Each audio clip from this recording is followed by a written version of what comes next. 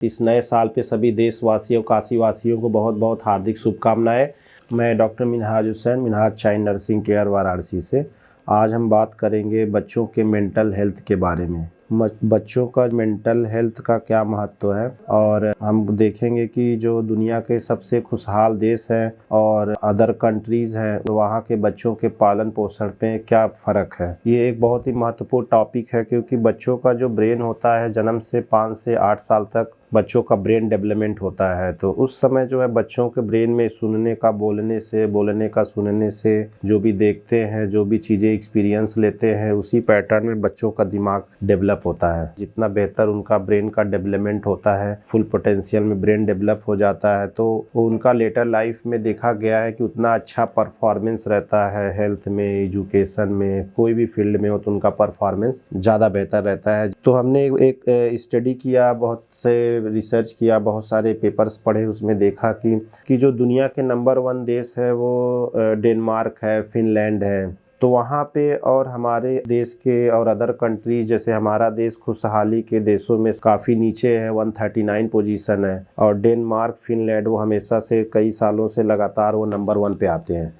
मैंने देखा वहाँ के जो लोग हैं डेनमार्क, फिनलैंड के, वहाँ के लोग बच्चों के mental health, early childhood mental development, शुरुआती का जो ब्रेन डेवलपमेंट होता है, वो साइंटिफिकली देखा गया है कि 5 से 8 साल तक 90% ब्रेन डेवलप हो जाता है। तो उस समय बच्चों का बहुत केयर करते हैं, उनके मेंटल हेल्थ पे काफ़ी ज़्यादा ध्यान देते हैं, और बच्चों को वो लोग एसेट मानते हैं, दौलत मानते हैं। तो उनको जो है सेम सक्सेस के लिए उसको तैयार करते हैं और बहुत फोकस्ड रहते हैं। और अदर कंट्रीज़ है तो वहाँ पे देखा गया है कि बहुत ज़्यादा मेंटल हेल्थ पे ध्यान नहीं देते हैं, फिज़िकल लुक पे और फिज़िकल चीज़ों पे ज़्यादा ध्यान देते हैं। तो वहाँ के बच्चों को वो लोग फ्री छोड़ते हैं, बच्चों को खेलने के लिए। खेलने से बच्चों का इमेजिनेशन पावर डेवलप होता है, सेल्फ डिसीजन लेते हैं, अपने दिमाग का यूज करते हैं, इस्तेमाल करते हैं। उससे बच्चों का माइंड जो है क्रिएटिव होता है और बेहतर डेवलप होता है। और कोई बहुत ज़्यादा रिस्ट्रिक्शन नहीं करते, बाउंड नहीं करते खेलने के लिए, और वो लोग सेल्फ इंडिपेंडेंट खेलने देते हैं, उसको अकेले खेलने देते हैं बच्चों के साथ। तो इससे देखा गया है बच्चों का क्रिएटिव माइंड ज़्यादा बेहतर डेवलप होता है। और जो वहाँ के बच्चे हैं वो आउटडोर गेम में ज़्यादा समय व्यतीत करते हैं, और खेलना कूदना, जंपिंग, रनिंग, फिजिकल एक्टिविटी, उन सब पे ज़्यादा वो ध्यान देते हैं कि वो लोग जो है आउटडोर गेम ज़्यादा खेलें। और जो अदर कंट्रीज़ है वहाँ देखा गया है कि खेलने पे बहुत पाबंदी लगा देते हैं, बच्चों को टीवी, मोबाइल, लैपटॉप दे देते हैं। तो वो क्या होता है, बच्चे जो है इंडोर अंदर ही ज़्यादा से ज़्यादा समय बिताते हैं, आउटडोर एक्टिविटी नहीं करते, सेल्फ अपने से नहीं खेलते हैं, और बहुत ज़्यादा रिस्ट्रिक्शन लगा देते हैं खेलने पे। तो उससे क्या होता है, बच्चों का जो खुद का माइंड जब डेवलप होता रहता है तो उस समय जो है वो अपने इमेजिनेशन पावर का यूज़ नहीं करते हैं। तो उससे बच्चों के क्रिएटिव माइंड डेवलपमेंट पे काफ़ी इम्पैक्ट पड़ता है। तो वहाँ पे खेल को ही तो उतना ही महत्व देते हैं जितना कि पढ़ाई पे।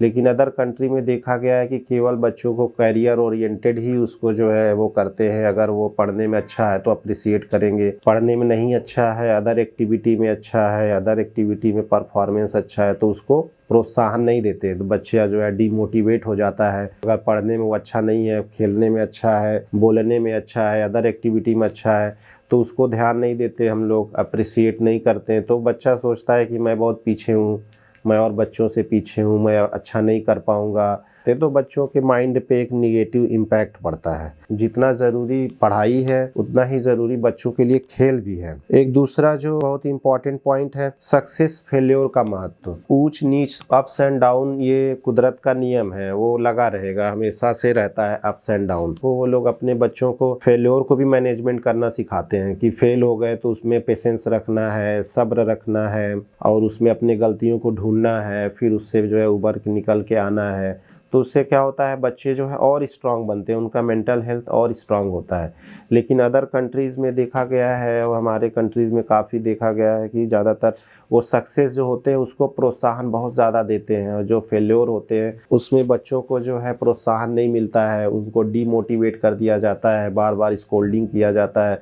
तो उससे बच्चों का जो मेंटल पॉजिटिव इम्पैक्ट पड़ना चाहिए था मेंटल हेल्थ पे, वो एक निगेटिव इम्पैक्ट पड़ता है। बच्चों को फेल्योर का भी मैनेजमेंट सिखाएं और उसमें पेशेंस रखने का आदत डालें, तो उससे बच्चों का मेंटल हेल्थ ज़्यादा अच्छा डेवलप होता है।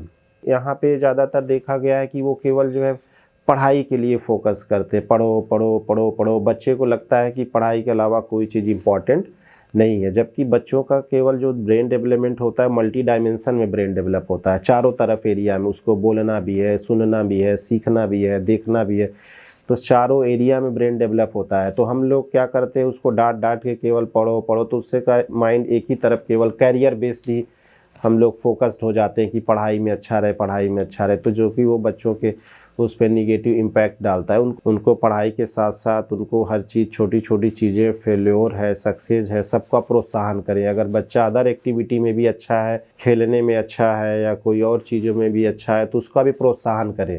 कोई अच्छा चीज़ करे बच्चा, हेल्प करे किसी का, तो उसको भी प्रोत्साहन करें। खाना वगैरह खाते हैं बच्चे, तो उनको भी प्रमोट करें कि हाँ नहीं बहुत अच्छा, टाइम से खाना खा लिया, टाइम से सो लिया, टाइम से उठ गए, इन सब का भी प्रोत्साहन करें। कई बार क्या होता है, देखा गया है कि खाने का कोई इंपॉर्टेंस नहीं दिया जाता है, केवल पढ़ने की इंपॉर्टेंस दिया जाता है, तो बच्चा जो है खाने पीने पे वो ध्यान नहीं देता है। हेल्दी डाइट भी खाने के लिए प्रोत्साहन करेंगे। अच्छा हेल्थ रहेगा तो बच्चों का अच्छा जो है मेंटल हेल्थ रहेगा, तो अच्छा आगे परफॉर्मेंस भी रहेगा। बच्चा बार बार बीमार नहीं होगा, तो उसका जो है और अच्छा आगे परफॉर्मेंस रहेगा। जो डेनमार्क, फिनलैंड, वहाँ पे देखा गया है कि बच्चों को अपने जो है वो रीफ्रेमिंग कराने के लिए सिखाते हैं, एक ही मुद्दे पे कैसे अलग अलग तरीके से सोचना है। जैसे कोई बच्चों में आपस में लड़ाई कर लिया एक दूसरे में, तो बच्चा आके घर पे कंप्लेन करता है कि हमें ढकेल दिया, मार दिया, तो वहाँ पे बच्चों को जो है रीफ्रेमिंग करना सिखाते हैं कि उस पे कैसे अच्छे तरीके से रिएक्ट करें, उससे भी कुछ सीखने को वो लोग सिखाते। अपने यहाँ ज्यादातर देखते हैं कोई बच्चा किसी को थोड़ा रिजेक्ट कर दिया, दोस्ती में रिजेक्ट कर दिया, तो होता क्या है कि मदर फादर जाके डांटने लगते हैं उस बच्चे को, क्यों रिजेक्ट कर दिया, वो कर दिया। तो उसमें क्या करना चाहिए, मदर फादर को बच्चों को ही बोलना चाहिए कि जाके बात करो, क्यों रिजेक्ट कर दिया।